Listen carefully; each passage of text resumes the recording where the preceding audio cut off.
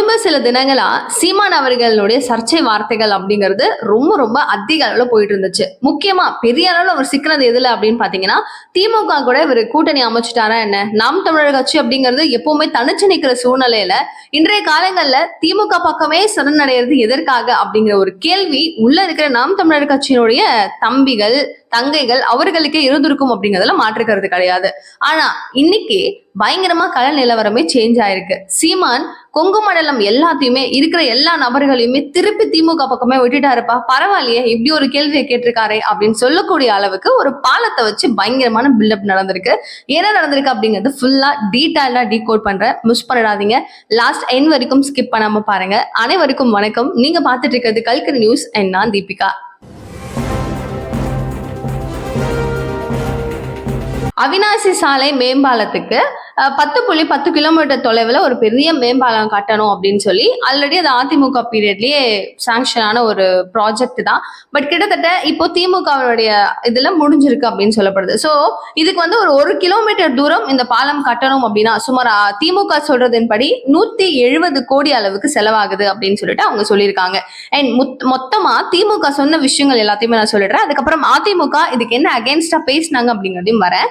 So இவங்க நல்லா யோசிச்சுக்கோங்க, நல்லா பார்த்துக்கோங்க. 1 கிலோமீட்டருக்கு 170 கோடி ரூபாய் செலவாச்சு அப்படின்னு சொல்றாரு. சோ அடுத்து இப்போ மொத்தமா இந்த பாலம் மொத்தமும் கட்டி முடிக்கிறதுக்கு கிட்டத்தட்ட 10 கிலோமீட்டருக்கு மேலன்னு சொன்னேன் இல்லையா. ஸோ டோட்டலா 1791 கோடி மொத்த செலவு அப்படின்னு சொல்லி திமுக ப்ரொடியூஸ் பண்ணியிருக்காங்க. அவங்க இவ்வளவு கோடி அளவுக்கு நாங்க பட்ஜெட் ஒதுக்கணும், இது பிரம்மாண்டமான செஞ்சு முடிச்சிட்டோம், இதுக்கு வந்து ஜிடி நாயுடு அப்படின்னு சொல்லிட்டு ஒரு பேர்லாம் வைக்க போறோம் அந்த பாலத்துக்கு அப்படிங்கிறது திமுகவினுடைய ஒரு அறிவிப்பா இருக்கு. Note this point. இது அப்படியே ஆஃப் பண்ணி வச்சிருவோம். இதுக்கு அகேன்ஸ்டா இது என்ன முறைகேடு, இது மோசமான விஷயம் அப்படின்னு சொல்லிட்டு அதிமுகவினுடைய பொதுச் செயலாளரான எடப்பாடியார் பயங்கரமான கேள்விகளை வெளுத்து வாங்கிட்டு இருக்காரு. சோ 1 கிலோமீட்டர் அளவுக்கு பாலம் கட்டணும் அப்படின்னா சுமார் 18 கோடி இருந்தாவே போதும் அப்படிங்கறத அவங்க சொல்றாங்க. நிறைய பேர்கிட்ட நாங்க விசாரிச்சுட்டோம். 18 கோடி எங்க, நீங்க சொல்ற 170 கோடி எங்க? 1 கிலோமீட்டர் தூரம் கட்டுறதுக்கு 170 கோடி ஆக போகுது, என்ன பேசிட்டு இருக்கீங்க? இதுல டாஸ்மாக் முறைகேடு நடந்த மாதிரி மேம்பாலத்திலையும் முறைகேடு அப்படிங்கிறது நடந்திருக்கு. சோ இது உள்ள இருக்கிற நபர்கள் யார் யாரு, எவ்வளவு பணம், எவ்வளவு கமிஷன்ஸ் அடிச்சாங்க அப்படிங்கறத கண்டிப்பா எங்களுக்கு சொல்லியே ஆகணும். நாங்க ஆட்சிக்கு வந்ததுக்கு அப்புறம் அதை கண்டுபிடிச்சே தீருவோம் அப்படிங்கிற மாதிரி பல விதமான விஷயங்களை அவர் போட்டு உடைச்சிருக்காரு. சோ இதுல மொத்தமா இவ்வளவு அளவுக்கான ஒரு க்ரோர்ஸ் அப்படிங்கிறது நிறைய இடங்கள்ல நீங்க பாலம் எல்லாம் கட்டுறீங்க, நிறைய விஷயங்கள் செய்றீங்க. ஆனா டொமால் டிமில் விழுந்துருது அது முதல்ல. அதெல்லாம் அப்ப எந்த அளவுக்கு நீங்க தரமா கட்டுறீங்க? இருக்கிறதுலே தேர்ட் குவாலிட்டியா நீங்க பண்ணிட்டு எல்லா விஷயங்களும் செய்துட்டு ஆனா கணக்கு மட்டும் இவ்வளவு காமிச்சிங்கன்னா எப்படி அப்படிங்கிற ஒரு கேள்வியை எடப்பாடியார் முன் வச்சிருக்காரு. இது மட்டும் இல்லாம கொங்கு மண்டலம் அப்படின்னாவே அது வந்து சூப்பரா பயங்கரமா இருக்கும். நிறைய நபர்கள், நிறைய தலைவர்கள் அங்கிருந்து உருவாகி வந்தவங்க எவ்வளவு பேர் இருக்காங்க. எல்லாரையும் விட்டுட்டு ஜிடி நாயுடு பேரை நீங்க ஏன் சேர்த்தீங்க? பிரச்சனை இல்லை, அவரும் வந்து ஒரு அறிவியல் சம்பந்தப்பட்ட ஆள், ஓகே, அவர் ஒன்றும் பிரச்சனை இல்லை, அவர் பேரை வைக்கலாம். பட் நாயுடு அப்படின்னு சொல்லி ஒரு ஜாதியினுடைய பேர் வருது, அதை நீங்க எப்படி வைக்கலாம் அப்படிங்கிற கேள்விதான் இன்னைக்கு டாக் ஆஃப் த டவுன். யாருமே கேட்காம கிடையாது. ஒரு நபர்களும் எப்படி நீங்க வைக்கலாம், எப்படி நீங்க வைக்கலாம் அப்படின்னு சொல்லி கேட்டுட்டு இருக்காங்க. இன்கேஸ் இப்போ அந்த பேர் மாற்றப்பட்டுச்சு அப்படின்னா அந்த பிளேசஸ்ல இருக்கிற அந்த சமுதாயத்தை சேர்ந்த பல பேர் கோபம் அடைஞ்சு வச்சுட்டீங்க அன்னைக்கு பேரு, இப்ப ஏங்க மாத்துறீங்க அப்படின்னு சொல்லி டென்ஷன் ஆயிட்டு இது மொத்தமும் திமுகவுக்கு ரிவர்ஸா மாறுறதுக்கும் சான்ஸ் இருக்கு. ஸோ 2 பிளேட்டை எப்படி தோசையை எப்படி திருப்பி போடுறது, எப்படி போட்டாலும் மாட்டி போகும் போல் இருக்கேன்ற கதை தான் இப்போ திமுகவுக்கு இருக்கு. இதெல்லாம் எங்கிருந்து ஃபார்ம் ஆச்சு?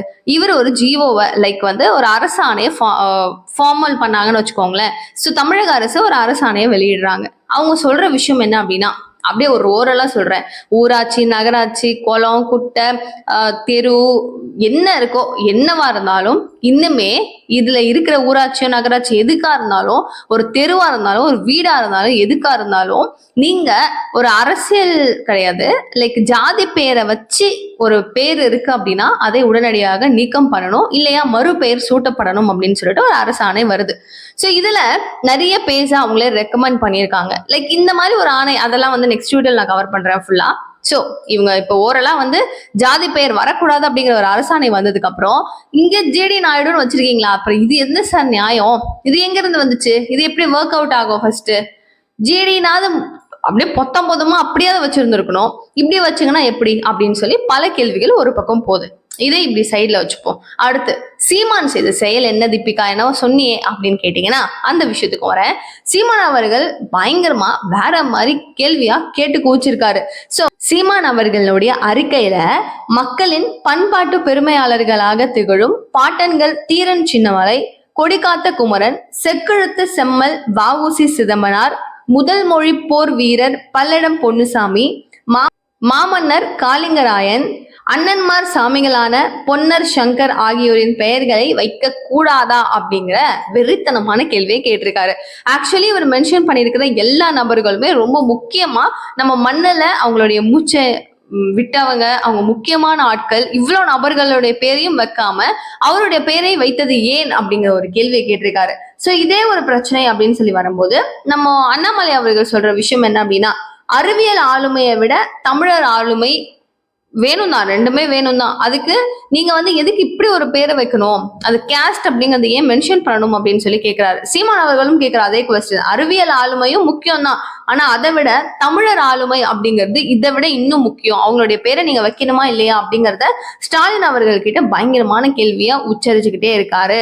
ஜாதி பேர் வைக்க கூடாது அப்படிங்கிற அரசாணையை நீங்க தான் அமைச்சுங்க, நீங்களே இதை மீறினீங்கன்னா எப்படி அப்படிங்கிற கேள்விகளை பல பேர் கேட்கறதோட அண்ணாமலை அவர்களும் கேட்கிறாரு. சோ கலைஞர் பெயரை வைக்கிற நீங்க முத்துராமலிங்கம் அப்படின்னு சொல்லி வைக்காம தேவர் அப்படிங்கறத வைக்க கூடாதுன்றதை நீங்க தான் சொன்னீங்க. சோ இவ்வளவு தெளிவா நீங்க பேசுறீங்க, எதுக்காக இப்படி மாத்தி மாத்தி நீங்க எல்லாத்தையுமே பண்ணி மக்களை கொலாப்ஸ் பண்ணிட்டு இருக்கீங்க? இந்த அரசாணையை உடனுக்குடன் நீக்கணும் அப்படின்னு சொல்லிட்டு அண்ணாமலை, எடப்பாடியார் போன்ற பல பேர் எல்லாரும் ஒரு பெரிய குற்றச்சாட்டா வச்சிருக்காங்க.